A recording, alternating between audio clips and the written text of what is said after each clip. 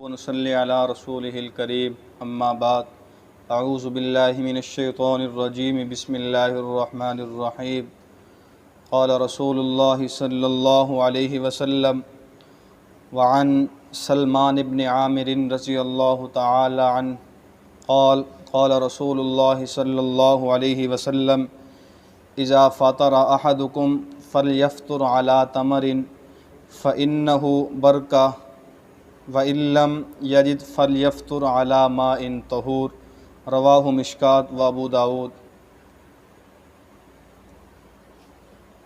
حضرت سلمان ابن عامر رضی اللہ تعالی عنہ کہتے ہیں رسول اللہ صلی اللہ علیہ وسلم نے فرمایا، جب تم میں کوئی شخص روزہ افطار کرے تو کھجور سے افطار کرے، کیونکہ کھجور میں برکت ہے، اور اگر کھجور نہ ملے تو پانی سے روزہ افطار کر لے، کیونکہ پانی پاک کرنے والا ہے۔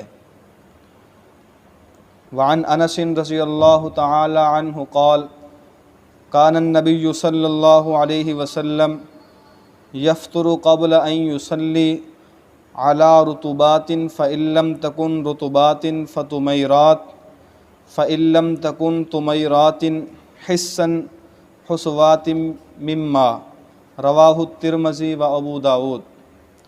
حضرت انس رضی اللہ تعالی عنہ سے روایت ہے کہ آپ علیہ السلام نماز مغرب سے پہلے تازہ کھجور سے روزہ افطار کرتے تھے، اور اگر تازہ کھجور نہ ہوتیں تو خشک چھواروں کے ساتھ روزہ افطار کرتے تھے، اور اگر وہ بھی میسر نہ آتے تو پانی کے چند گھونٹ پی لیتے تھے۔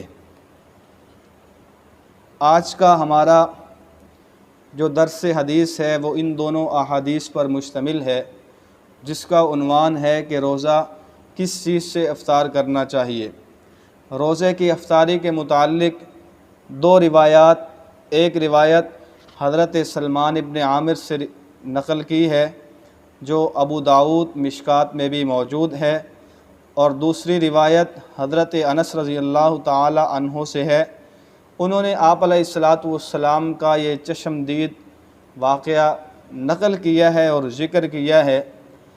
تو آپ علیہ السلام کا جو افطاری کا معمول تھا وہ یہ تھا کہ آپ علیہ السلام تازہ کھجور کے ساتھ روزہ افطار فرمایا کرتے تھے۔ چونکہ عرب کے اندر کھجوروں کا رواج تھا، بکثرت پائی جاتی تھیں، تو اس لیے آپ علیہ السلام نے معمول کے مطابق افطاری کا نظام کھجور سے ہی چلایا۔ اور دوسرے نمبر پر اگر کھجور میسر نہ ہوتی، کھجور موجود نہ ہوتی، تو آپ علیہ السلام پانی سے روزہ افطار فرمایا کرتے تھے۔ اس حدیث سے معلوم ہوا کہ پہلے نمبر پر تو ہمیں کھجور کو ترجیح دینا چاہیے۔ اگر کہیں پہ ہمیں کھجور میسر نہ ہو، سفر میں ہو یا کسی ایسے مقام پہ ہو جہاں پہ ایسی چیز ناپید ہو، تو وہاں پہ پانی سے روزہ افطار کر لینا چاہیے، اور یہی سنت عمل ہے۔ دوسری حدیث میں حضرت انس نے آپ علیہ السلام کا عمل بتایا ہے کہ آپ علیہ السلام کھجور کے ساتھ روزہ افطار فرمایا کرتے تھے، اور اگر کھجور میسر نہ ہوتی تو خشک چھواروں سے روزہ افطار فرمایا کرتے تھے، اور اگر وہ بھی نہ ہوتی تو پھر پانی کو ترجیح دی جاتی تھی۔ اس حدیث طیبہ میں تین چیزیں ہیں۔ اول تو خشک کھجور کو ترجیح دی جائے، اگر وہ میسر نہ ہو تو پھر چھواروں کو ترجیح دی جائے، اگر وہ بھی نہ ہو تو پھر پانی سے روزہ افطار کیا جائے۔ اللہ تعالی ہمیں ان دونوں احادیث طیبہ پر صحیح معنوں میں عمل پیرا ہونے کی توفیق نصیب فرمائے۔